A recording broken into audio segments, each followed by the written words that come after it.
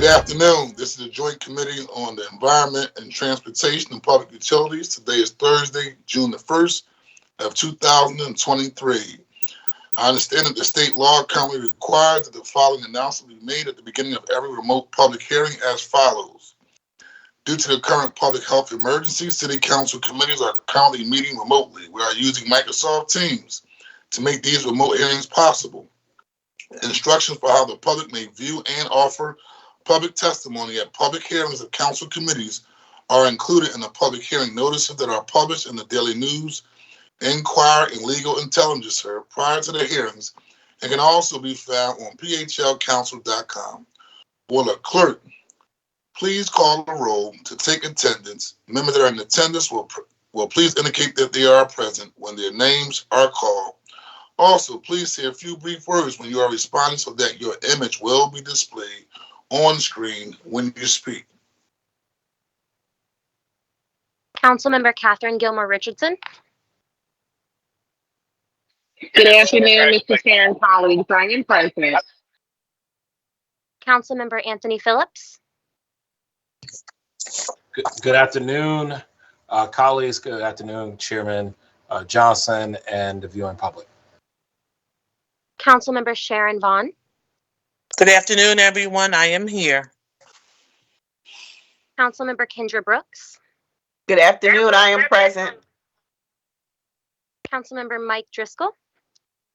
Good afternoon, Chairman. I am present. Councilmember Mark Squilla. Good afternoon, chairs and colleagues. I'm present. Councilmember Andy Bass. Good afternoon to everyone. I am present. Jones Jr. Good afternoon, chairs, colleagues, viewing public. I'm present. And Councilmember. If that was me, I am present here. Thank you. A quorum of the joint committees is present, and this hearing is now called to order. This is the public hearing of the joint committees on the environment and transportation and public utilities regarding resolution number 230278. Will the clerk please read the title of the resolution? Resolution 230278, a resolution authorizing City Council to hold hearings to investigate Philadelphia's emergency management practices in the city's overall preparedness when facing credible threats to our drinking water. Before we begin the hearing testimony from the witnesses we have for it today, everyone who has been invited to the meeting to testify should be aware that this public hearing is being recorded. Because the hearing is public, participants and viewers have no reasonable expectation of privacy. By continuing to be in the meeting, you are consenting to being recorded. Additionally, prior to recognizing members for the questions or comments they have for witnesses, I will note for the record at this time that we will use the chat feature available in Microsoft Teams to allow members to signify that they wish to be recognized. In order to comply with the Sunshine Act, the chat feature must only be used for this purpose. Before I ask for the clerk to call the panel, I'm going to ask for the sponsor of the bill. Does he have any opening remarks?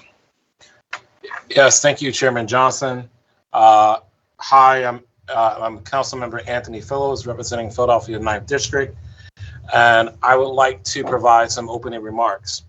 I introduced this resolution to address the recent threat to our water supply.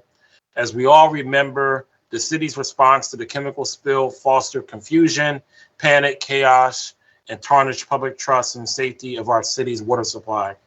As a result, this public hearing is necessary to investigate the administration's emergency management practices and the city's overall preparedness for threats to our water supply. Philadelphians must have confidence that the city's public officials are prepared to offer protection from environmental harm. I look forward to this hearing and collaborating with the administration to ensure that we have best practices and that something of this sort doesn't happen again. Thank you, Chairman Johnson, and looking forward to hearing from the panel. Thank you. Councilman Council Member Catherine Gilmore Richardson, Chair of the Environmental Committee. Would you like to make comments before we get started?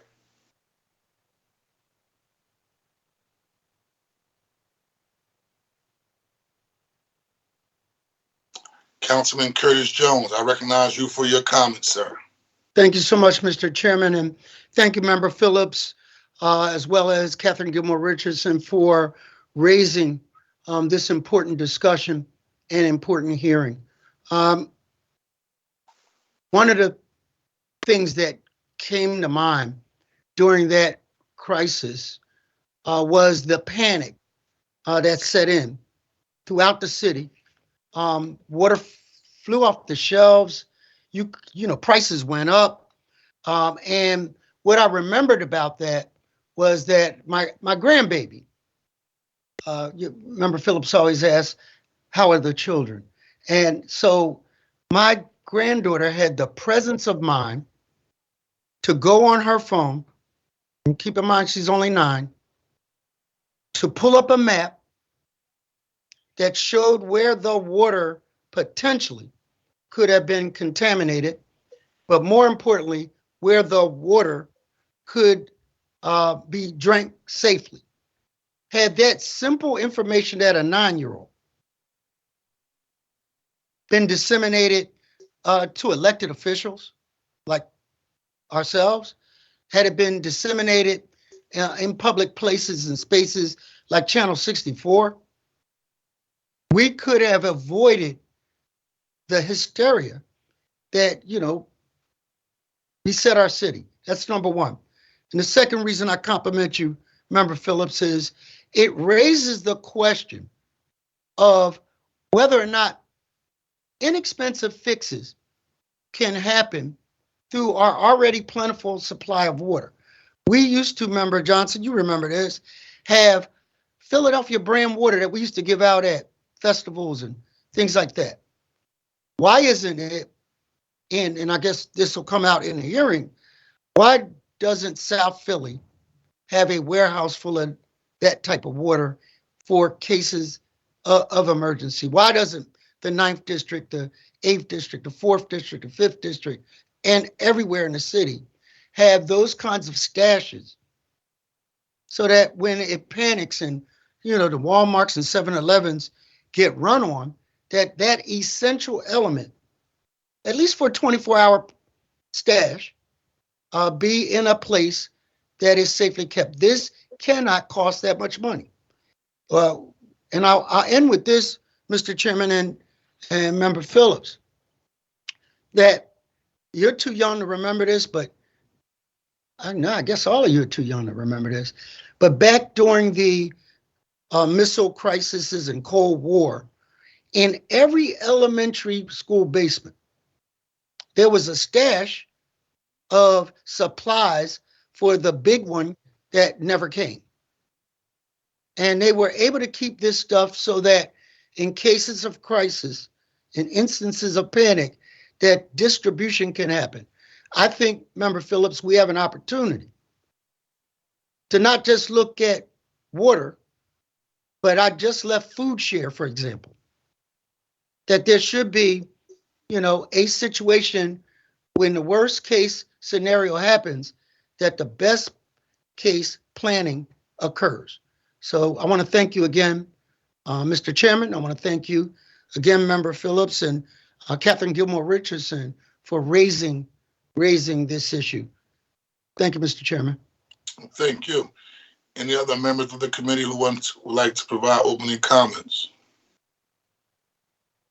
Okay, hearing none. Will the clerk please call the first panel for Resolution 230-278? On our first panel to testify, we have Michael Carroll. Also available for questions, we have Randy Heyman, Cheryl Begoli, and Dominic Morellis. Okay. Guess ladies first. So Cheryl, I'm going to be delivering the comments. Good morning, council members. yeah, Sure. sure. Richardson, Johnson, and members of the Joint Committee. I'm Mike Carroll, Deputy Managing Director of the Office of Transportation. Infrastructure and Sustainability. And with me, of course, in addition to Dr. Pettigol, the Health Commissioner, is Randy Heyman, the Water Commissioner, and Dominic Morales, the Director of Emergency Management. Thank you for the opportunity to testify regarding the resolution. My testimony will focus on the events related to the Trinidad chemical spill this past March and lessons learned based on our response.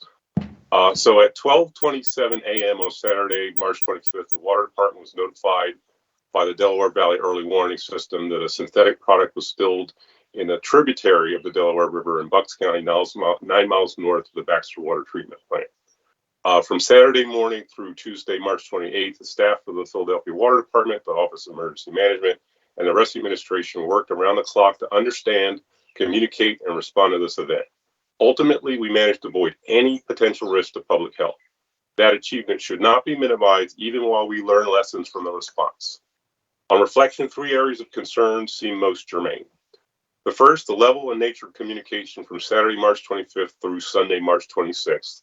Second, the city's planning and preparedness for sustaining emergency water distribution. And third, the requirements for PWD to ensure the resiliency of the drinking water system overall. Most communication concerns related to the issuance of a mobile alert in the early afternoon of Sunday, March 26th. Many residents received a text alert at roughly 1 p.m. stating the public could consider drinking bottled water after 2 p.m. that same day. This gave the public only 1 hour to react. To make sense of the communication approach in this result, it's necessary to consider the sequence of events from Saturday morning through Sunday afternoon, starting with the EWS notification. The EWS is a web-based emergency communication system that provides subscribers notification of events that could impact water quality. EWS notifications arise roughly every 2 months since we've joined that system.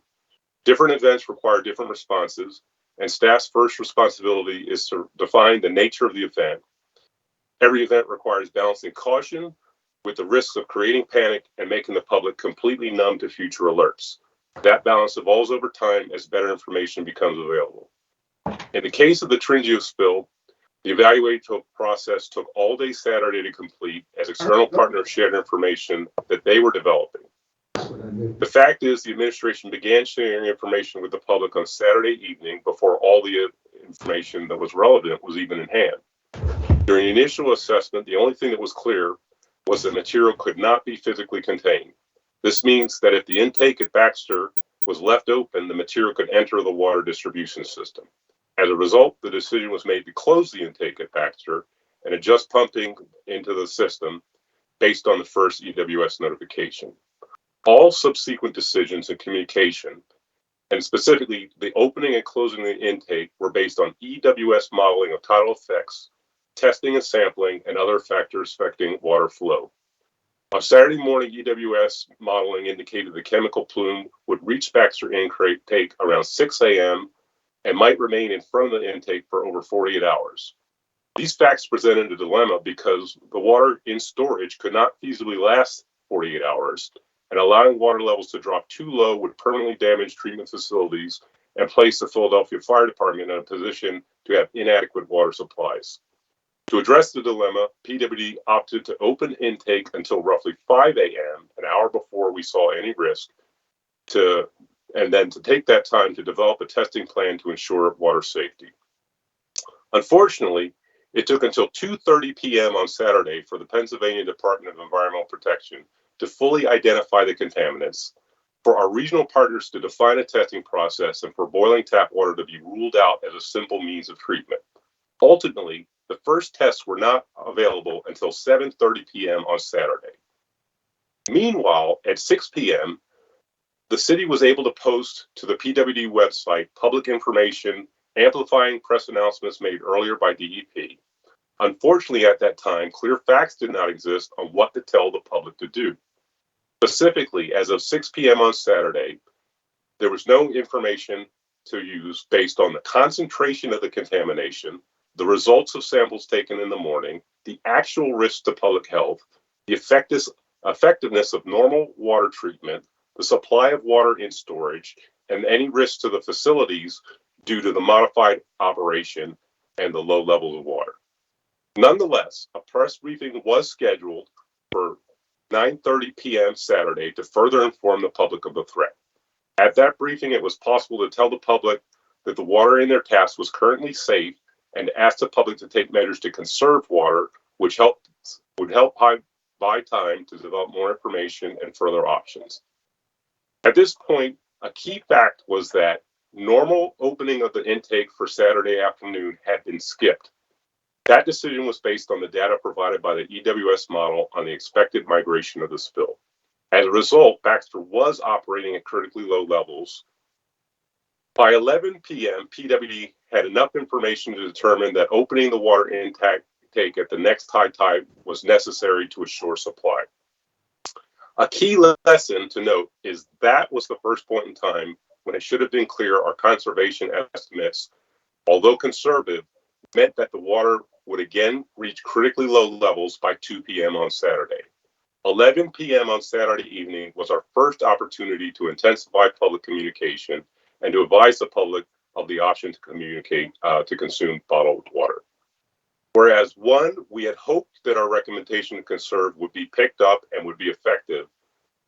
Two, we did not know how widely our web-based outreach and press briefing would be covered by the nightly news. And three, we did not know if a text alert would simply have caused panic overnight when stores were closing. We nonetheless recognized a more thorough approach may have minimized public alarm. Late on Sunday morning, an evaluation of the public awareness indicated that social media, the press briefing, and our web-based contact were still not registering with the public. As a result, OEM initiated a mobile alert. This took roughly an hour to implement, and although we had a press briefing again on Sunday morning, we felt it was necessary to move forward with the web alert. Around 12:55 p.m. on Sunday, this message was sent out, and unfortunately, it only gave the public until 2 p.m. that same day in order to respond. I'd like to turn my attention to the planning and implementation of a water distribution strategy. The main actor in this work would be the City of Philadelphia's Office of Emergency Management. OEM has had an emergency water distribution strategy for several years. The model for this type of activity includes the responses developed during the COVID shutdown to ensure access to food and support citywide vaccinations. During the chemical spill, OEM put that strategy into effect. This consisted of activating the city's executive policy group, sharing and coordinating with key stakeholders like healthcare facilities, readying our own stocks of bottled water, placing our vendors on standby to deliver more water, engaging mutual aid jurisdictions and the state for assistance, securing the facilities and locations and workforce necessary for distribution, and communicating updates to the public as available. I should note that a water utility by itself, like PWD, does not have capacity or the mission to independently coordinate the delivery of alternative potable water sources for a large population in the event of a mass-scale water quality incident. It's standard to coordinate among agencies and organizations that combine capacity to meet drinking water needs for many types of emergencies. Should there be a water quality incident, it is established that PWD will cooperate with those city, state, and federal partners, but its role will be focused on restoring reliable, safe tap water. OEM already has experience with public distribution of water and other critical goods during days-long events, including the 2015 World Meeting of Families, the 2016 Democratic National Convention, and similarly during COVID-19 food distribution and vaccination efforts as mentioned. Overall, the water distribution plan has 24 stakeholders, including non-governmental state and federal partners. The plan calls for 4 main strategies for providing equitable access to water. Standing up commodity distribution sites to directly provide commodities. The strategies include standing up temporary commodity distribution sites to directly provide commodities to vehicle or foot traffic at sites that are impacted. Starting a mobile delivery program focused on bringing commodities directly to individuals who cannot retrieve water themselves. Deploying water to vulnerable congregate settings through connection to an external water source. And identifying unimpacted water sources in the city's infrastructure that could serve as 24-hour fill locations. These strategies are informed by operational experience on what was feasible, as well as by a disability access and functional needs coordination group that met several times during the Trinzio response. A few takeaways are important. The magnitude of this potential emergency cannot be overstated. Providing drinking water for every potentially affected resident will require over 500,000 cases, which is not feasible. With city stockpiles, mutual aid, and industry partners, the city assesses that roughly 20,000 cases of water could be made available within 24 hours. This is enough water for a one-day supply for approximately 60,000 people.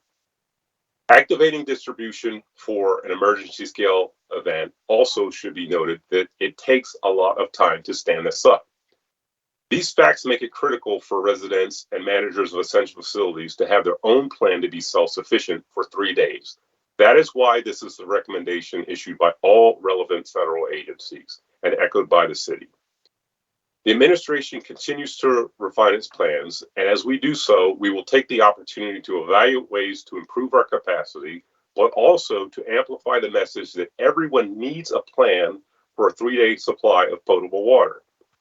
We will seek to continue including strategies for the public to acquire and sustain that supply by improving our information and identifying resources for the public to use, as well as how members of the public can assist their neighbors in need. As a final set of takeaways, I want to talk about how we must invest in the infrastructure that increases our redundancy of our water system. We're lucky to have 2 separate watersheds to draw drinking water from. The main constraint in our response to the Trinidad chemical spill resulted from the fact that most of the city east of the Schuylkill River relies on the Baxter Water Treatment Plant for some or all of its water. With already planned investments, it will be possible to distribute water across the whole city from any one of our 3 plants. This will make it possible to fully isolate any plant that's put at risk by any event, while ensuring that every tap in the city will have access to water from the unaffected parts of our system. Second, the success that we did have in addressing this event resulted from dedicated staff and the resources available to manage water treatment operations. So ensuring PWD has adequate operating resources and the rates necessary to fund these could not be clearer than it is now. While grants, loans, and other one-time measures can have a benefit for capital investments, stable operating funding is essential to protect the public. In conclusion, the overall response to Trinidad chemical spill was successful in protecting the public from any risk to contamination from their drinking water. The experience gained will be useful to improve our efforts, and that work is ongoing, and to also set public expectations about how the city will react in the future.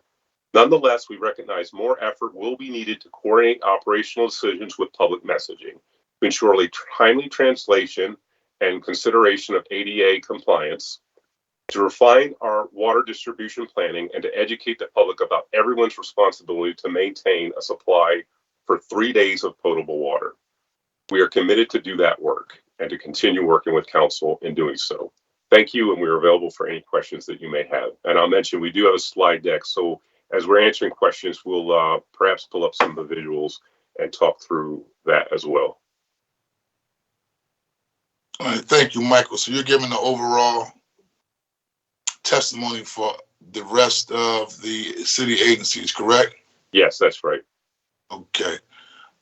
The chair recognizes Councilman Anthony Phillips. Any questions, sponsor of the bill? Yes, thank you so much, Councilman Johnson. Just one of my first questions that I wanted to raise is around the large, which was noted in the testimony, is that currently there is no capacity to handle a large scale water supply incident in the event that there is a need of additional water for residents in the city of Philadelphia. I wanted to get to hear on record is what's being done to explore how do we quickly get water supply in our area in the event that it is more than 3 days, as you mentioned.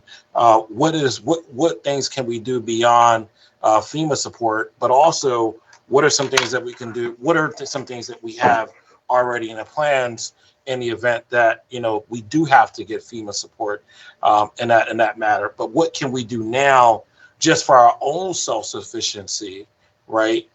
So that's the question that I have. So if you can just kind of provide some remarks on how we can be prepared for our own self-sufficiency without having to immediately go to the state and federal support if that comes a little late.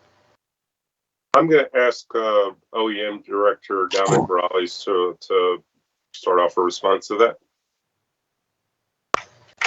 Thank you for the question. Good afternoon. I'm Dominic Morales, the Director with the City's Office of Emergency Management. So the question I think touches on a couple opportunities, and council member, you highlighted one of the big pieces, which is when there are unmet needs, using a formalized mechanism, which is a resource request to the state. And then if the state were to determine and local emergencies were declared, et cetera, they may determine to submit a resource request to FEMA and the federal government.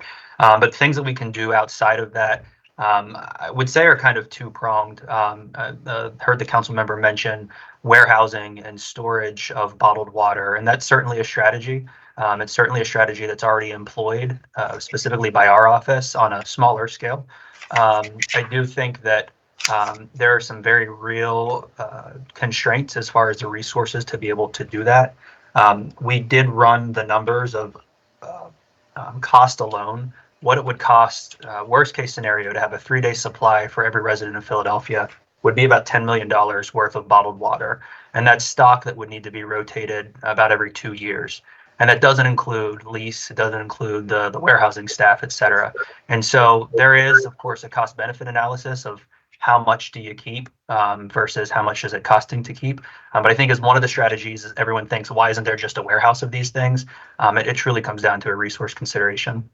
And so where we lack perhaps the capacity today to warehouse enough water for every Philadelphian that might need it, we look at strategic partnerships. And so, of course, we keep contracts to be able to purchase water and leverage that regularly when we get into the summer season and get ready for health emergencies, get ready for events where we're going to have first responders, working festivals and things like that. But we also have, in addition to our contractors, strategic partnerships. We're very fortunate that we have a lot of really good brands in the city, hardware brands, grocery chains, the big box stores, et cetera, and do have through a modest but a supply chain planning capacity in our office, do have points of contact with some of those national brands to be able to talk about purchasing out of the norm, right? To be able to purchase in bulk, but also to really relay directly what we anticipate and forecast our needs might be in an emergency, so that those brands, if they so determine, now they're of course private sector, but if they so determine, can start to make their own decisions, like turning over soda manufacturing lines, for instance, to purely bottling water to increase their capacity. And so those, to answer your question briefly, it's two strategies. It's those strategic partnerships and our own contracts. And then there is some level of warehousing, although I think striking that balance is a conversation we definitely would be interested in hearing. Yeah. So one of the things I want to ask is, like, is there a way in which we can, for resource sources, we may not be able to do it ourselves in terms of our own warehouse, but we could outsource, just like there's insurance of some sort, right? Like there's maybe a company that's somewhere in another part of Pennsylvania that may be really good at like always having water supply together, right? And they can just do that for, a number of other cities that might have this issue. And that way it's just like an assurance thing. In the event that this happens, we can actually have someone, that we could just go to. Has that been explored, or are there any other companies or entities in the nation, or just even Pennsylvania, that we can just go and look at when these events happen beyond, federal support? Yes, sir. So going back about 3 years ago, we were awarded a FEMA Regional Catastrophic Preparedness Grant. And with that grant, we did hire a team member for the lifespan of that grant who is doing supply chain planning. And with that, we've made strategic partnerships both with our counterparts in New Jersey and with folks in the National Capital Region down near Baltimore and DC. And one of the focuses of that supply chain work with the entire kind of mid-Atlantic area is working with the grocery sector. And we've talked about those things. We visited the distribution centers in Carlisle, Pennsylvania, and outside of Baltimore, et cetera. And I can't speak on behalf of industry too much, but what I've heard in those conversations is a lot of things are just-in-time production and just-in-time delivery now. And so even for the very large chains, their distribution centers, product's not sitting and waiting. Product is very much what are the demand signals, what's being purchased at the individual grocery stores, for instance, and what do we need to be able to refill that sometimes on a daily, but at least several times per week basis. So it's definitely an avenue that we're continuing to look into and understand. We do know there are some jurisdictions that have actually brought on third-party logistics managers to keep a certain stock of and mix of supplies, but the city outright owns that, and it sits for that jurisdiction's direction. But again, we are and continue to look at this creatively because really all the disasters, not just this potential emergency with the chemical spill, have showed us a lot about supply chain and the importance, of course.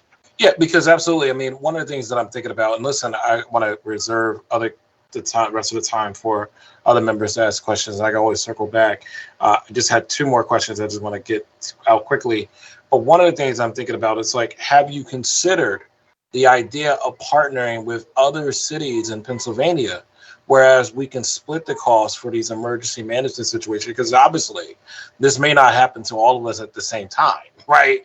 And there could be an opportunity there where, we have a system, a department that's always ready to go in Pennsylvania, for these matters. Because one of the things I was greatly concerned about is the fact that I was pulling money out of my own pocket and my own expenses to get water to residents in our district. And I'm like, immediately, why doesn't the city of Philadelphia already have water ready just for at least a day? And so that's something we certainly just can't just be like, okay, with. So that's the first question. And then my second question has to do with just the notice. But I'm going to let you get to the first question about partnering with other spaces. Sure, absolutely. And so one of the great things about emergency management, but also like all of my colleagues here, is we really do work with our peer cities and also our neighboring jurisdictions. And I do have to give a shout out to the city of Baltimore, who within the first few hours of this incident had made some of the phone calls to the established contacts that we have, of course, through that regional catastrophic planning. And they said, our warehouse has 45 pallets of bottled water. You figure out how to get the trucks down here and they're yours, and we'll figure it out on the back end. And so I think there's probably more opportunity and again, striking a balance of how much are we going to put into preparedness and who owns that, so to speak, at the end of the day. But it absolutely is a part of the strategy. We call it mutual aid. And, it's one of the things that we're really proud of in our industry is to be able to call upon one another and support one another for all types of things. But absolutely, I'll take the point of there's probably opportunity to do more, and I appreciate the suggestion. Yes, I would love to, at some point we get a plan around that mutual aid. I think that would be really helpful for our residents. So the last question I have before I turn it, I can circle back later. We can turn it over to other members. Is what is the administration's plan to begin the process of restoring faith in our water supply? Following this toxic spill. Particularly, I'm more concerned as well about the notification process that we received because, in hindsight, I'm looking at this and I'm saying that we could have just kind of notified the residents that this spill has taken place. We're doing running tests. Let's look, we're still running tests to see if the water is contaminated, just letting them to know, but the immediate response was of panic, right? Get some water, get your water now, consider getting water. And I think it's just how do we, I think going forward, there needs to be stronger ways to communicate when these things happen, and has that been thought of? But again, the question is, what is your plan to begin the process of restoring faith in the water supply following a toxic spill? How can we begin to make residents feel good now about the water, but also feel good about the next time something like this happens? Hopefully. Well, the process began during the event, and we were abundantly communicative from that moment forward, very clear in our message. very transparent. Some actors thought we were too transparent. We got feedback we were too transparent. We reject that feedback. How do you measure people's confidence? So, personally, I got a lot of good feedback. I got, maybe 20 responses. There was one person who was continuing to be upset, despite what information we provided. But most people felt like, yeah, there was panic, but after we got through the panic, things seemed to make sense. They made sense more over time. And so we want to jump past the panic, but we have to be realistic. You cannot talk about risks to people's drinking water and guarantee there's never going to be any panic. It's a very personal, it's a very emotional issue. We all depend on water. We all take water for granted. So there's really not a realistic scenario where there's no panic. And what we're talking about is minimizing the panic as much as possible. And there's a lot of dilemmas that are worked into that. And so what we want to make sure we're doing moving forward is reflecting on what happened in anything that happens in the future, and just make it clear the city of Philadelphia's brand, the Philadelphia Water Department's brand, is going to maximize transparency. And like I said in my testimony, we may have been able to get that message out on Saturday night. There were some unknowns, but we're not going to take a mulligan on that. We're going to figure out how to get the message out as soon as we understand, and that requires coordination between the operating groups and the communication groups, so that the implications of decisions that are being made in real time can be reflected on immediately on how we message that, what we're telling the public to do, how we translate that into different messages for folks who don't speak English, and the level of intensity with respect to whether we're putting mobile alerts out, whether we're on television, whether on the radio, whether we're calling council members. And, we learned a lot, and I think there's some changes, especially as council's pointed out. We could certainly have made sure you guys had awareness Saturday night so that you could both push out messages and answer questions from your own constituents. But we do have a centralized communication apparatus for a reason, because the message always has to be consistent. And so there might be some training we would want council staff to go through, a playbook we will want you guys to respond to. So these are some things that we have to think through a little bit more as we're continuing to develop the tools that we have at our disposal. If I can just make one more point, and this goes back to some of your previous questions. I just want to reiterate this. I'll do it again and again. I don't feel like anything like this has happened in the past 20 years, right? Where we had to kind of get the message out, the water is at risk, don't turn your tap on. It's not uncommon that we encounter situations where there may be a decision to boil the water, but this is different than that. If we look 20 years in the future, I do want to make sure we're doing the best we can to stand up and communicate a good water distribution plan. But the best water distribution plan is always going to be treatment facilities, the infrastructure, and your tap. And we are blessed. Maybe New York City, we're one of the few cities that has two completely separate watersheds to draw water from. They're completely separate. So the type of event that would both affect the Delaware River and the Schuylkill River, if that's happening, we all have much bigger problems to worry about. So we have the very rare opportunity with feasible levels of investment over the next 20 years to completely address this type of situation with no need to implement a water distribution plan at all. Really, just we'll switch over as a utility. PWD will switch over from the Baxter plant to one of the other two plants for a combination, and people can sleep easy and rest assured. And we'll let people know what's going on, but there's really no need for us to implement an extraordinary water distribution plan. I'll turn it over to Commissioner Heyman for some thoughts on that. You're muted, Commissioner. I apologize. If I can say briefly that Mr. Carroll is correct, that we have the water revitalization plan. Our engineers have been working diligently on this plan. And what will happen is it will allow us to switch, as he said, between the two rivers. There's a multitude of projects that will go into place. And once that plan is completed, we'll be in a situation where we can avoid this type of situation, this type of crisis. when it comes to communications, I think it's important that we're going to find ways to do better communications during the crisis, but also share with you that there's communications that we can do before the crisis, and that's tied to education.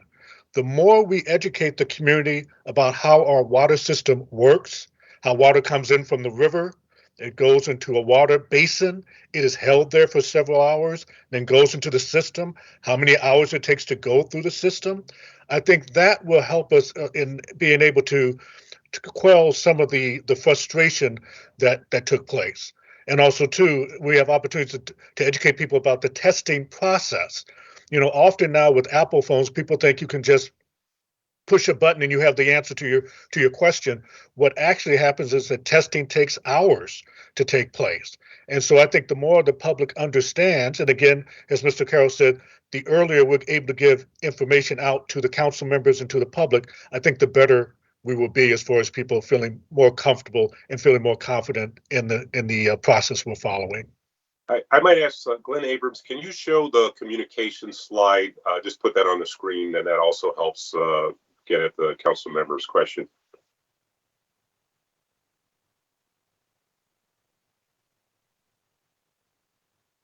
So slide 11. Pulling it up, just a moment. Okay.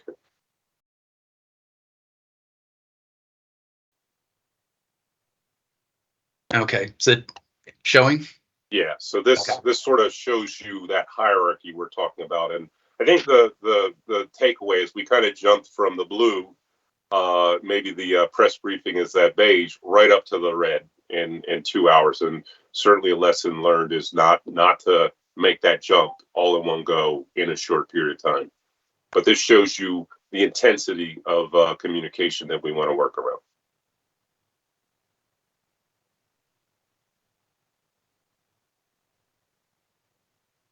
Okay, I see here. Yeah, yep. Thank you.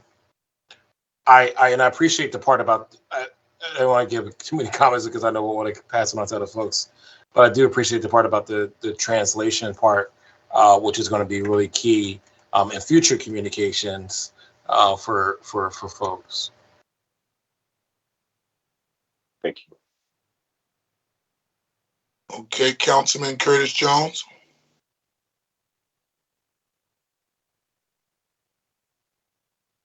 Thank you, Mr. Chairman, and thank you, Member Phillips, for those great inquiries. Just briefly, on the topic of about $10 million to implement a water rotation storage process, I don't think we have to bear that burden alone.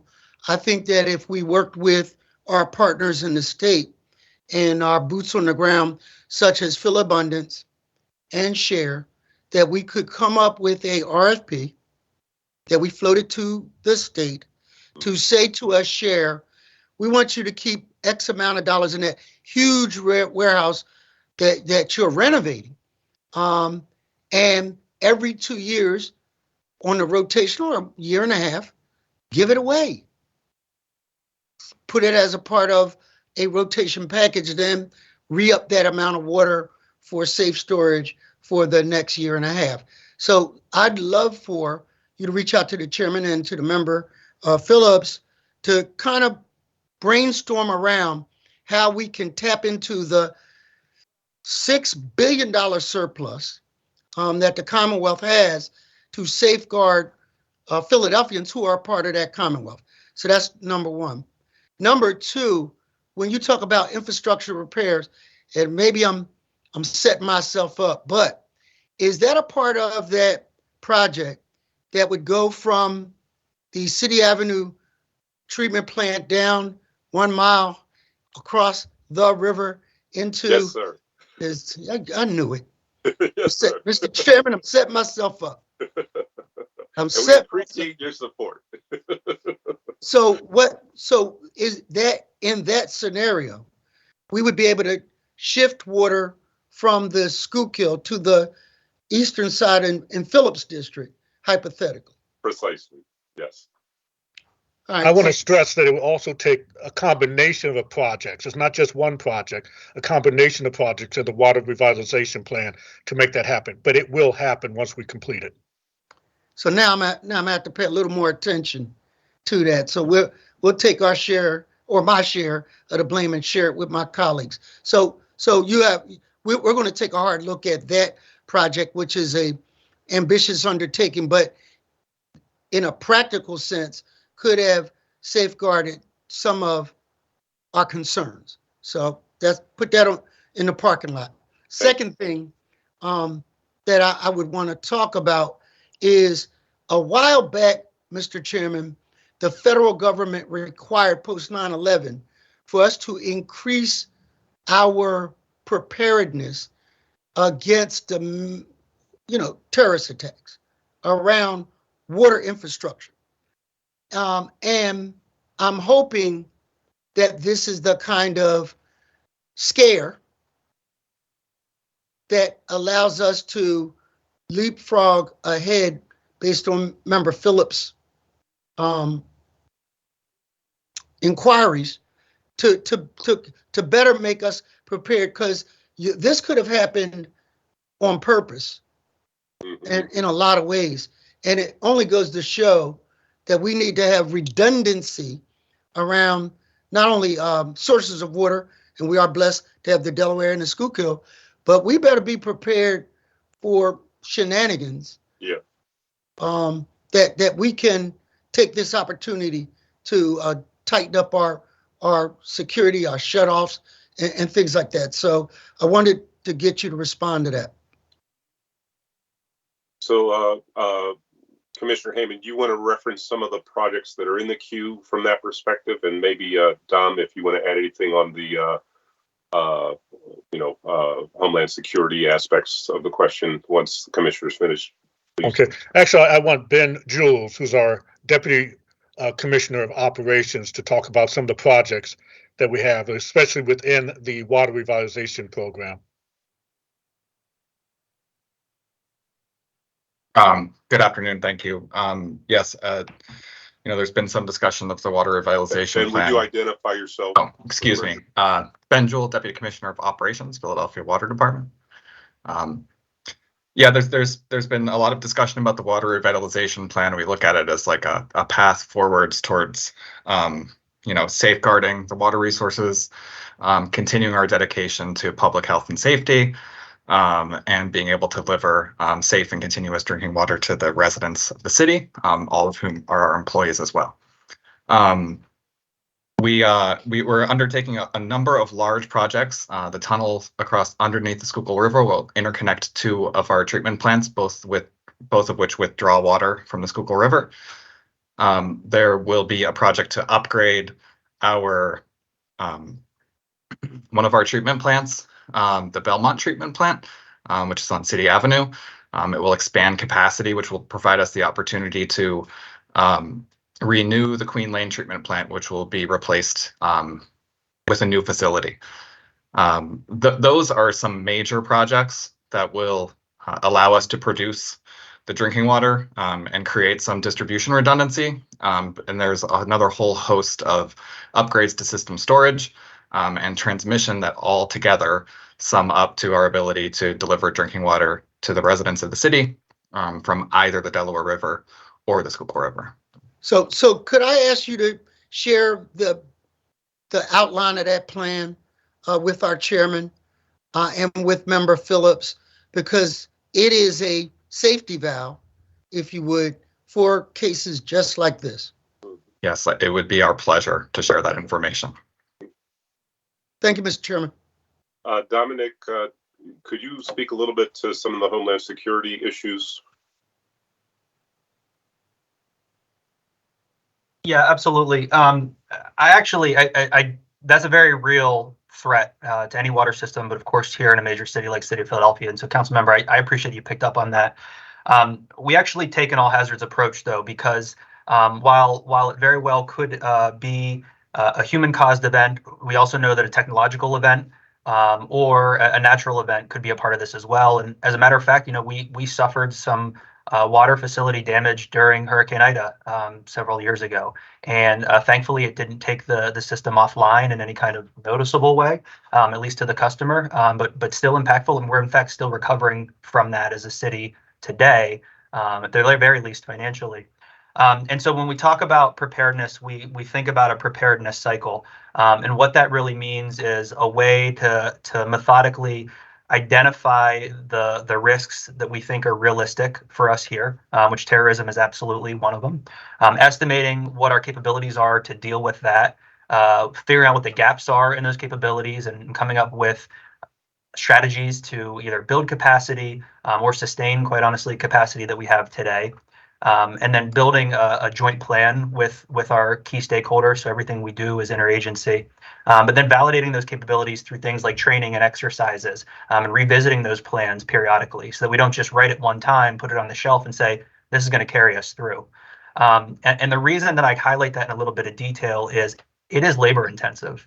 And I'll be honest, we at OEM look at a portfolio of about 100 different either functional or hazard specific plans as far as things that we should be prepared for or capabilities that we should be prepared to deliver. And one of the ways that I think to measure how much we're putting into that, we have some figures we'd be glad to share. As far as like a per capita cost of what we're putting into our emergency preparedness programs, how much are we paying per resident, for instance. We have some comparison with our other major cities.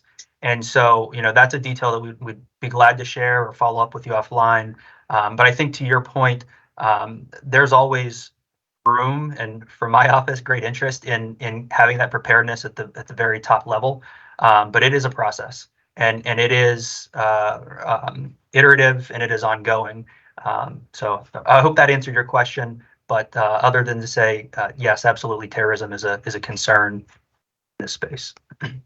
It was cryptic enough, but it was specific enough that I know you're on it.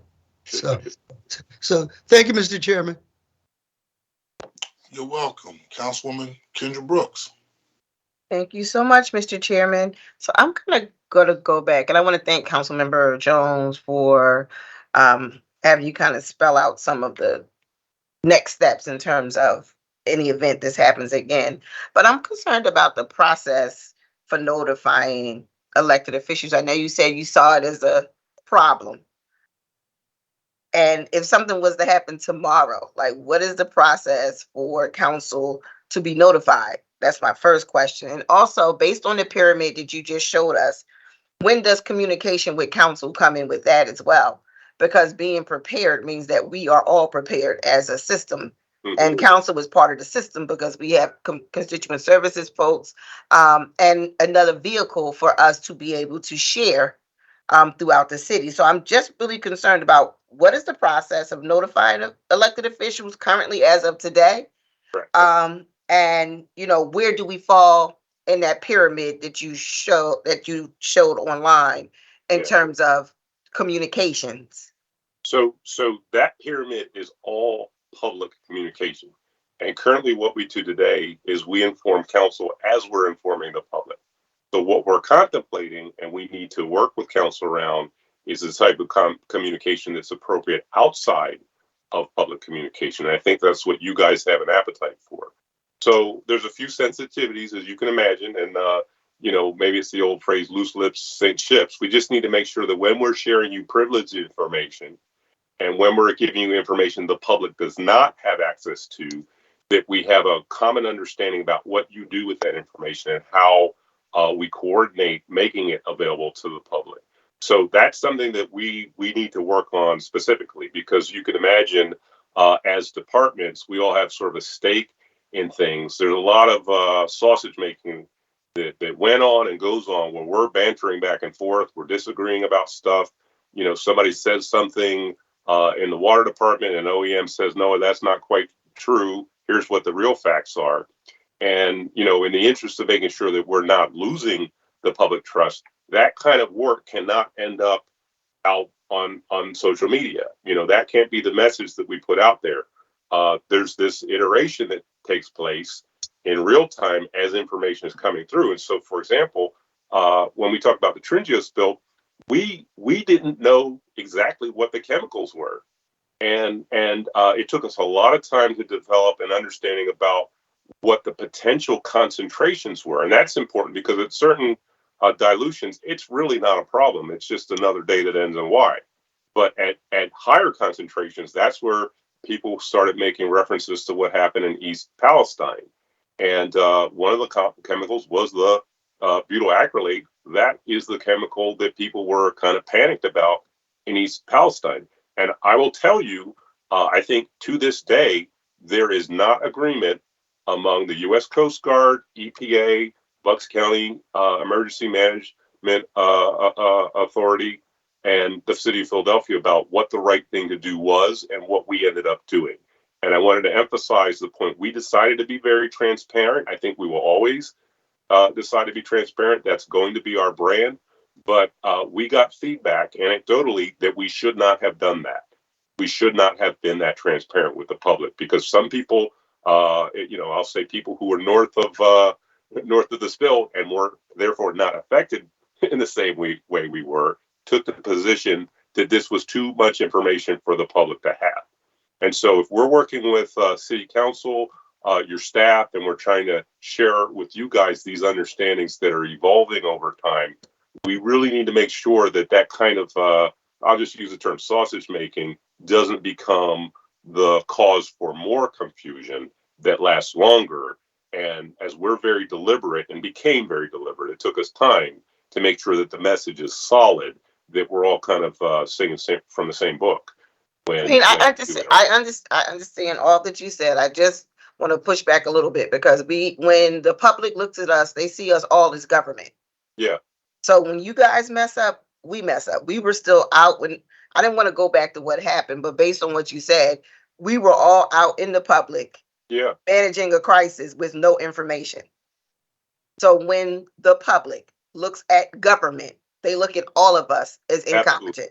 Absolutely. So, and I also want to say, for my 16 other colleagues, even if it's just council members, if we have a closed door discussion about the emergency management of this city, it is not in our best interest to spread false information to cause a greater uproar because we are the ones who are going to feel the impact the greatest. And I'm not just talking about city council. I'm talking about government, our state reps and our senators and stuff. Everyone was caught off guard. So I just would like, moving forward, we have like a solid plan on how communication happens. And we have a lot of our own sausage making to get involved. We don't want to get involved in the technicalities of that, but we also want to be trusted messengers to help you move this forward. Because just right now, I think you guys are having a water bar, test the Phillies water. That's something that we as a council could have shared out as well. And I don't know if my colleagues, I read it in the paper. I didn't know it was a thing that was happening. So I think that we just need to be more communicative as government in general, because the public looks at us as one. So there's two things there. One is making sure that council knows what we know. I think that's the easier part, and we did that. We did that during the day on sort of Sunday with folks who checked in, and we did it again more formally on Monday. But the part I think that's really tricky is what to do with what we know. What we do, and that I feel has to be centralized. It has to come from what's currently the mayor's Office of Communications, and they need to tell you based on the specific facts of this event, what we know and don't know. Here's the plan the whole city is going to implement. And I think what we could do better next time is we could make sure you guys see that plan, what to do with this information at the same time pretty much we do, at least as council members, like you said. And then if there's assignments that are appropriate for council offices, we could be giving those assignments once that's available. So that's clearly a lesson from this. Thank you so much. That's all I have. Thank you guys for the good work that you do. Thank you. Any other questions or comments from members of the committee for this panel? Okay, hearing none. Will the clerk please call the next panel, please? Thank you. On the next panel, we have Adam Nagel and Maurice Sampson.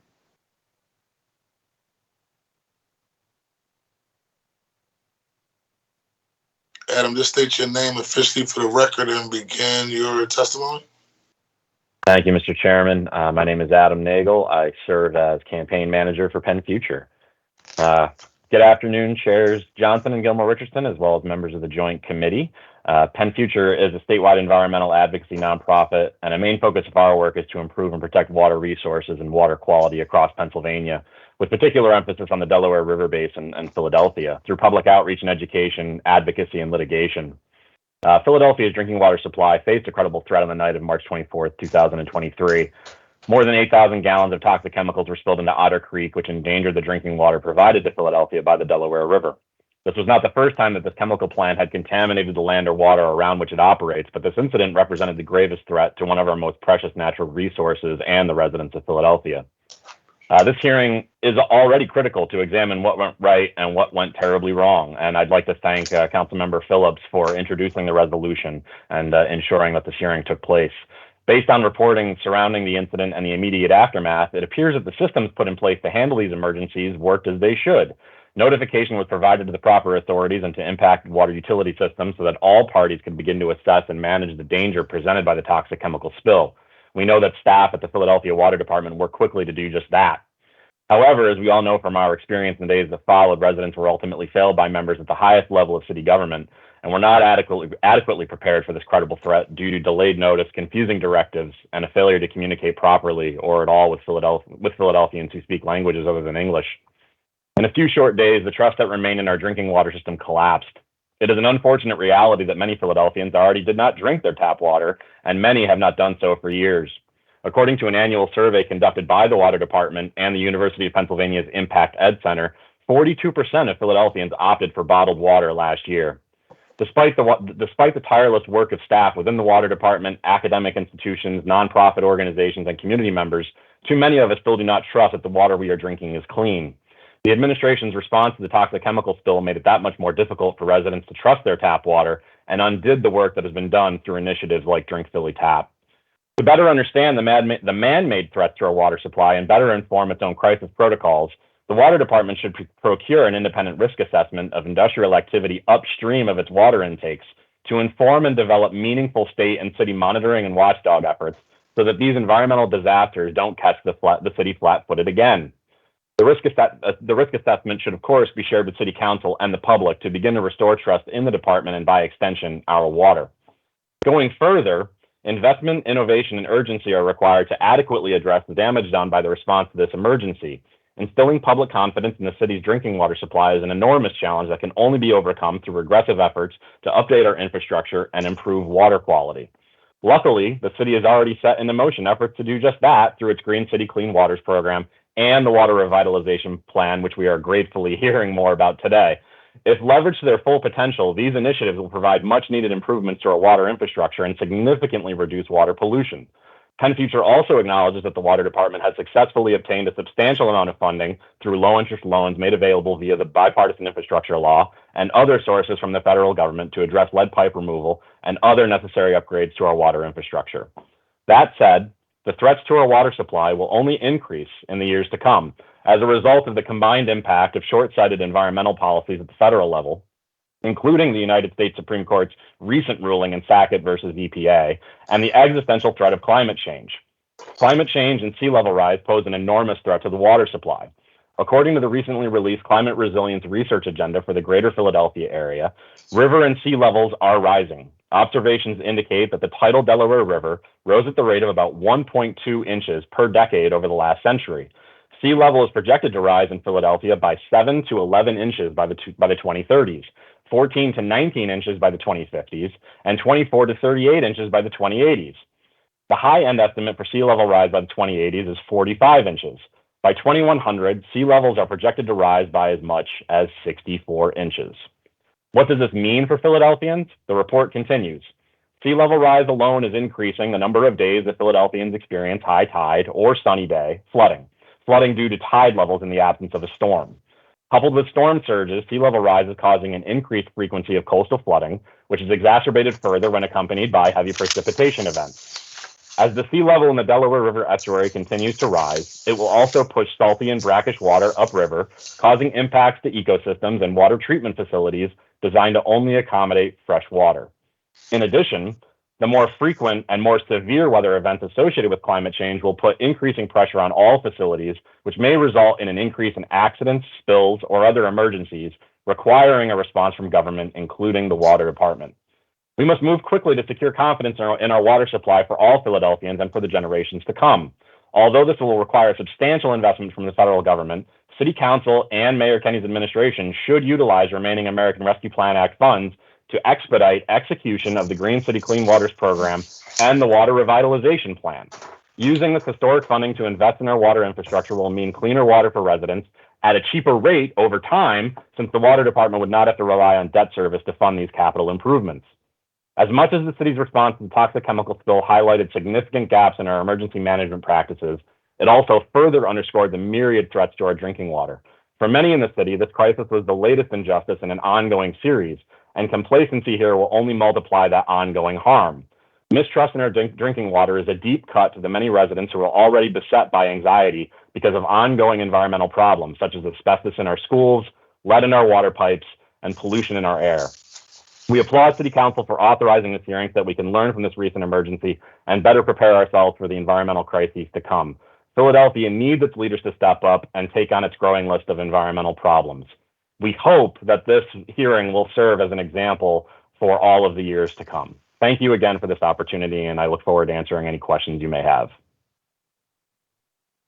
Thank you. Could the next panelist state your title and begin your testimony? Yes, my name is Maurice Sampson, and I am the Eastern Pennsylvania Director for Clean Water Action. I too want to thank Councilman Phillips for calling this hearing, and really for the explanation that has preceded these comments. I have learned more in this short amount of time than I knew prior to coming here today. And I also want to talk about, we have a level of expertise in our water department that's really not matched by many places in the whole country. And I think that's one of the things that I really appreciate and feel like we should have had earlier, was to hear them speak and to put them up front. I appreciate the role of elected officials as the people who come to speak to us about what's going on. But I feel that we do not take advantage of the experts that we have to talk to us about what's going on, that too often we are more concerned about how it appears what we are going to say than the information that will actually help us take care of ourselves. And that's a message I particularly want to go about. What I'm a little distressed in what I'm hearing today, because we spent so much time talking about taking bottled water that we want to get for other people to store, when we have some of the best water in the country right here in our department. And it's what how can I take care of myself? I don't need storage capacity all over the city.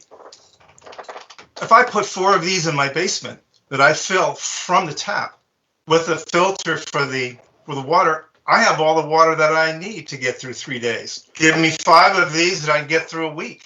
Give me 10 of these I can get through a month in my house. The storage facilities that we create by giving people the information that they need to know so they can figure out what we need to do to take care of ourselves is going to be a whole lot cheaper than a lot of this. And I'm going to feel very confident because it's the water that I put in that container. I know what's there. I trust it. And I think that as we talk about these solutions, you know, instead of just looking at what can everybody do to help us, please tell us what we can do to help ourselves based on the resources that are already in place. It's already in place. I mean, when I heard the first announcement, I was having lunch at the Schuylkill Valley Nature Center, having just talked to people about how the water comes into our water system down the Wissahickon. And as I listened to this, and I said, why am I being told to go out and buy water instead of fill my containers with water? In 20 minutes, I could have had all the water I needed to get through this crisis. All I needed was the information. There didn't need to be a panic. And I, mind you, I don't think there was a panic. I think people did what they were told. They were told, go out and buy water. So what did they do? They went out and they bought water. That's not a panic. That's following directions. If the instruction should have said, listen, we have a problem. You need to go and store 10 gallons of water. Here's where you can get the container. Turn on your tap and fill it. I'm fine now. Now, everything else could have evolved. And a whole lot of angst that got created over the next couple of days with different messaging coming across, all could have been avoided. I really think that we need to stop and look at what our problem is and look at it from the bottom up and not the top down, because that's who I am and that's where I live and that's where my neighbors live. You know, if I've learned anything over the last 5 years, where I spent most of my time in my rental work working with the lowest income people in the city, is that poor people are not stupid. Poor people are not stupid. And if they're given the information that they need, they will take care of themselves. And a lot of them will tell you they got to take care of themselves anyway because nobody else is there to do it. I want to thank my colleague Adam Nagel for his comments because he really covered the bases. This is what we have coming forward of this, is we're going to see more crises like this. We're going to see with the salt line moving up as the sea level dries. The bigger danger is going to be that salt line coming up and beyond our plants and our not being able to draw from the river. That we really do need to look at what's happening going forward. You want to create an emergency water storage system? Why don't you give us containers, tell us to fill them and put them in the basement, and ever so often tell us we need to refill them. And mind you, plastic bottles leach phthalates from the lead into the water and will cause other health problems. So the idea of storing bottled water in a warehouse for 10 months is not a good idea. I'm going to leave my comments with there because, quite frankly, Adam really covered all the main points. I just want to let's look at common sense, and let's just look at what we can do to address these problems without looking at outside other companies. For goodness sakes, it would seem to me we could have a contract and have a company right here in Philly create those containers of water that people could put in their basements today. Want to go easier? Just give them the containers. Tell us where we can get the container. Tell me where I can buy the containers, and I'll do it myself. That's the cheapest way we can go. I already spend $74 a month on my water. That's where I'd like to get it from. Thank you. Thank you, Councilman Anthony Phillips. You see, thank you, Chairman Johnson. One of the reasons why I have always made it a priority to listen is to listen to not only residents in our district, the 9th district, but to listen to stakeholders, people who are seasoned experts in this work, but also to kind of really find people who have innovative ideas around solutions and not have this ego trip where I know exactly how to handle every single thing in the city, right? When it comes to youth development and college access and leadership, I could be considered a stakeholder and some sort of level of expert on operations in the nonprofit world, right? But I also recognize that I know a little bit about a lot of different issues, but that doesn't mean I'm the expert. So I say that to say is that Adam and Maurice, today you all provided some very important information and common sense expertise that we needed to hear. One of the things that I think that sometimes people who we're in these positions and we get so far ahead of trying to think about funding and resources, all that stuff and more, that we oftentimes fail to just look at the simple things that we can do to solve this problem. The idea that Maurice suggested, giving is almost like, remember the recycling revolution, where people didn't think about recycling, and out of nowhere, everyone for the most part is recycling because we're giving them buckets. It's the same thing that we need to do to educate the public about water. Getting just those 3 water gallon containers, storing it somewhere, in your basement or storage area or wherever, somewhere in your home or apartment or place of residence. And then every year, annually, dumping it out and refilling it again, because, to make sure that, or refilling it when it's at a contamination level. That's better that's about preparedness, and that won't cost us as much money.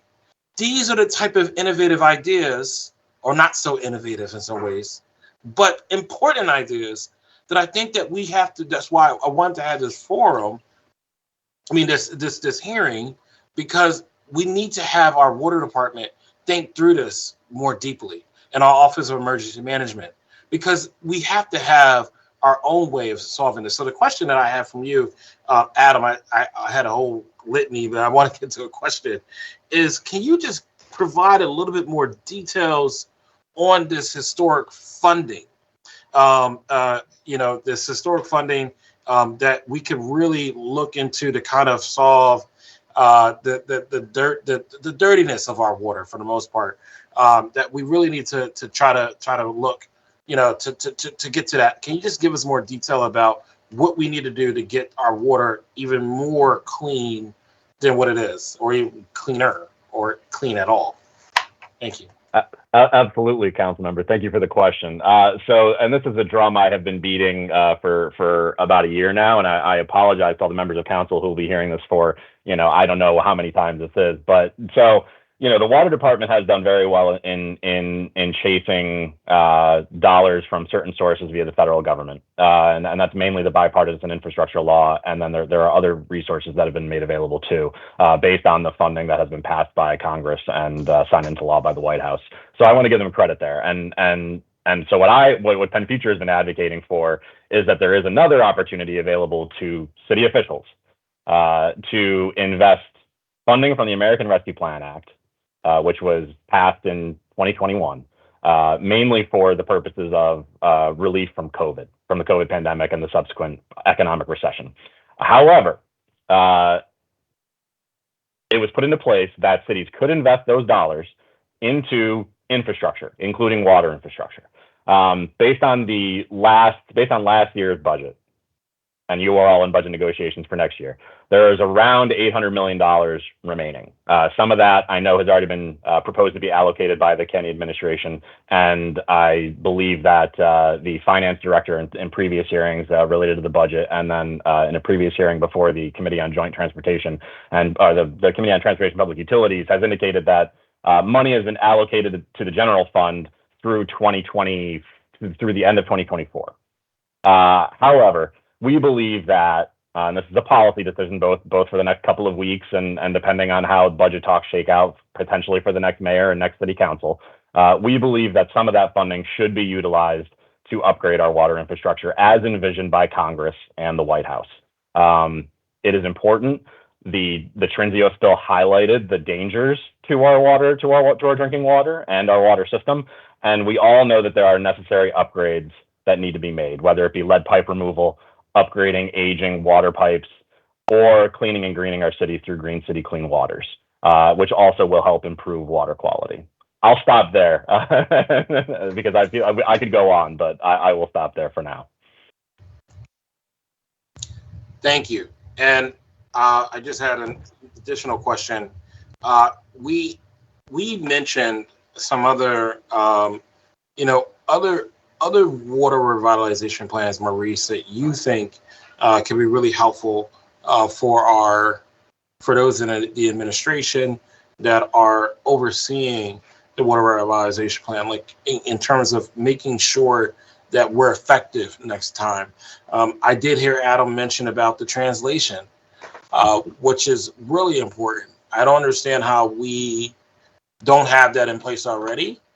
I think there needs to be someone really dedicated to just focusing on this emergency preparation, because it's bound to happen again. And we have to be ready. We have to be better prepared this time, and so forth. So just Maurice, just from your standpoint, a stronger water revitalization plan. Well, I liked what I heard in terms of the whole hierarchy of how we get information across. That wasn't the issue. My question is, what information are we going to be providing? I'm not really interested when there is an emergency of knowing that everybody is saying the right things to everyone. I want to know what it is that I need right now to take care of the emergency. And I think that's the first level of information that needs to be given out. Tell us what we can do right now that will help us through our own effort, our own energy to take care of ourselves and our families. I think that's the first level of information that we all need to hear, and that's what we need to hear from our elected officials. Here's what you need to do to take care of yourself. We are working with the city officials to take care of the deeper problem. We'll get back to you, but if you do this, you will be safe. You know, and I think regardless of what the water emergency is, the first thing I need to know is that the water I need to eat, the water I need to drink, and the water I need to cook is safe water. And I can do that. I can do that now. I can put that water in storage in my basement, you know, and I can do that now. You know, beyond that, you know, I believe that we are intelligent enough to handle information. I think the idea that there was too much information is ludicrous. I think it's how that information is presented. That was the problem. You know, the message changed several times. That was the problem. It was what information that was conveyed, not that there was too much information. And some of the information I can learn about later. If I know that I can be taken care of now and that you're working on handling the problem, that's where the trust comes in. Make sure that I have what I need to take care of my family, you know, and my neighborhood. That's where the trust comes in. If I can trust that you're going to give me that information, I can wait for the details. I can wait for the details. But the truth of the matter is, that wasn't the information that we got. And it happens too often in too many ways. I mean, right now, you know, we have a real problem in the city because, you know, we don't trust the police. We don't trust how our water can be handled. And we can't get our trash and recycling picked up the right way. Those are very fundamental municipal tasks. And it's hard to believe that we can handle any other issues when we can't deal with the very basic issues or even get information about the very basic issues. But in terms of the system, I liked the pyramid that I saw. I liked the structure of how the information was going to be put out. But I think it's what information you give and what it's meant to do. If the first step is always, let's tell them what they need to do right now to help them take care of themselves, I think a whole lot of trust can be rebuilt just knowing that I'm going to get that information first. Yes, yes. Well, thank you. Thank you to the two of you. And I just want to say thank you, Chairman Johnson, for chairing this. That's all I have. Well, thank you for your leadership around this issue. I want to thank Maurice and Adam for your testimony. And obviously, this was a prevented catastrophe, but from a communication standpoint, we definitely got to make sure that we do a better job. I remember having to go to the beer distributor. I got like 10 cases of water, and then I got home. They said, "Oh, everything cool." So I was just a lot going on. They said, "Well, you can't drink until 10:51," and then we said, "What happened at 10:51? Then what do we do?" And then 12:35, and I don't know. But at the end of the day, it's hearings like this to make sure that we're doing accountability, transparency, and hopefully putting forth a better job moving forward. And so I just thank the two of you for taking time out of this testifying. Any other questions or comments from members of the committee? I would like to offer one last thought here. The water that we get out of our tap run through a carbon filter is better water than any water you're going to buy in any bottle. Okay? We know what's in that water. We know that it's been tested. If you don't like the way it tastes, put it through a carbon filter, and now you have what a lot of people are putting in those bottles anyway, without the plastic. You know? We really do need to make people understand that we have got great water in this city and that what's in those bottles is 1,000 times more expensive and more for the water we're buying than we're paying for our water bill every month. Well, if that's the case, you're going to have to do an overall PR campaign, just a reputation about the school kill. They call it school kill punch for a reason. So if we really want to change the minds and the culture of how we think about water, we have to do a yeoman's job and really educate the public. And, for me, and I'm going to wrap up on this, everybody grew up drinking regular water, right? And we didn't have a luxury. There's a water fountain, right? The water inside your house was good old spigot water is good water for me, right? I think the wider public, we get cute all of a sudden, we start buying bottled water. I don't know what that happened, right? Maybe economical thing or whatever. But at the end of the day, yeah, I want some good cold water, especially inside the winter time. Nothing can compete with that good old spigot water. So I'm gonna leave that there, y'all. And nothing. I don't have 11 toes. I don't have 12 fingers. Everything is all right. You know, body is doing good. So, but in all seriousness, thank you, gentlemen. Keep up the good work. Thank you for your leadership as always. And to Mr. Phillips, thank you for stepping up to the plate and making sure that this issue didn't happen without a hearing, addressing it. So thank you very much. Thank you. If there's no more questions or comments from members of the committee, this concludes the Joint Committee of Environment and Public Utilities and Transportation. This meeting is now adjourned. Thank you very much, everyone. Take care. Thank you. Thank you, everyone. God bless.